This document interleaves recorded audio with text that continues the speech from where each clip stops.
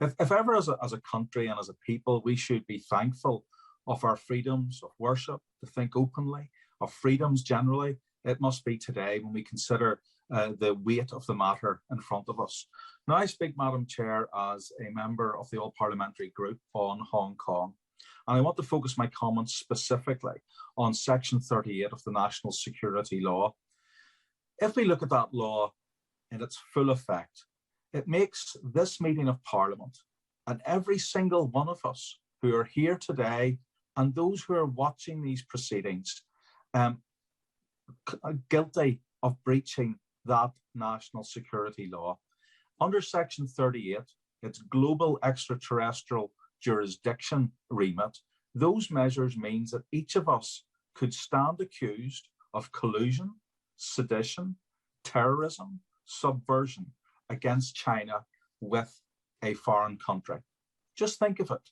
China is reaching into this country and effectively passed a law that says that what we dare to talk about today is unlawful and that we could be held accountable for it if we ever walked in or got over to Hong Kong or China.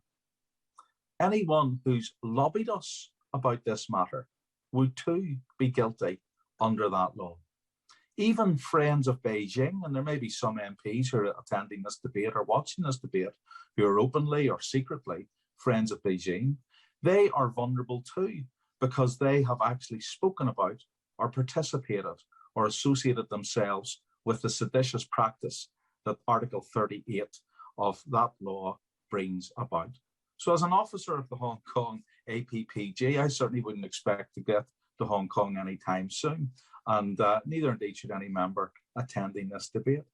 So this is a human rights issue that not only affects Hong Kongers, but affects anyone who dares to speak out or address some of the seditious issues that are ongoing. It is a breach of freedom. It's a breach of freedom of religion. We've already heard from my colleague from the SNP. It's a breach of freedom of expression by journalists. It's a clampdown on the right to worship, whether you're of the Protestant denominations, of Catholicism, of Judaism, of Hinduism, of any other religious practice. Today, that freedom of worship is now officially to be oppressed. It saddens me. I cannot mention in public, or indeed in public prayer, or in any of my speeches, my friends in the various mission groups that I know of and have worked with in the past in Hong Kong. Hong Kongers who wish to profess the name of their saviour can only do so under fear. Madam Chair, we have a duty to speak out as parliamentarians.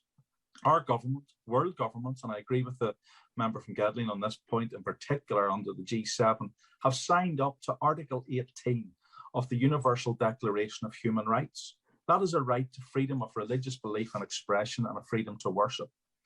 If my Hong Kong friend and pastor, whom I know very well, were to come here, I will not name him because I think it's unfair to name him because of the effect it could have on his family. If he were to come here and preach in one of our local churches in Northern Ireland, or even in his own church in Hong Kong, he does so under the fear of breaking this national security law. That law can only be interpreted by Beijing. This is persecution.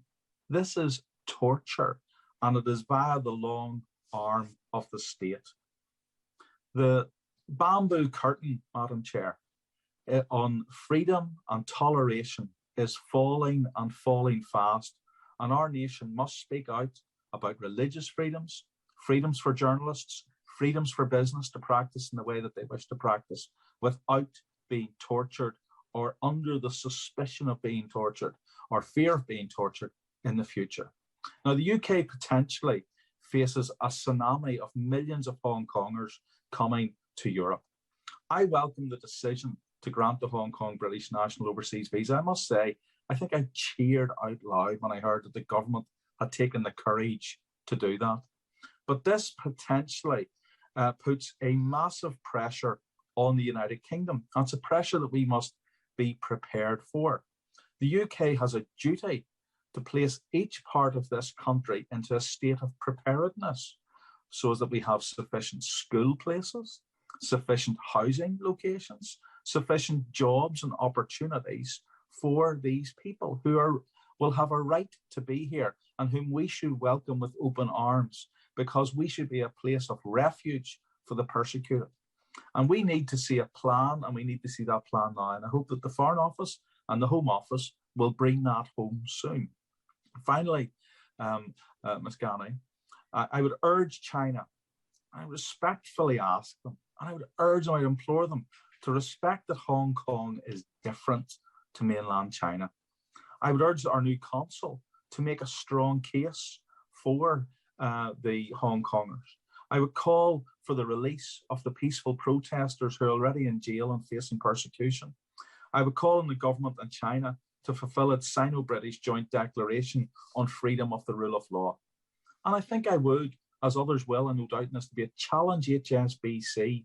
Don't do the dirty work of Beijing so as that people are clamped down on for making a living and having their right. So, Madam Chair, I leave those thoughts with you, and I hope that this debate will go some way in expressing the anger and contempt there is for what has happened to these dear people in Hong Kong.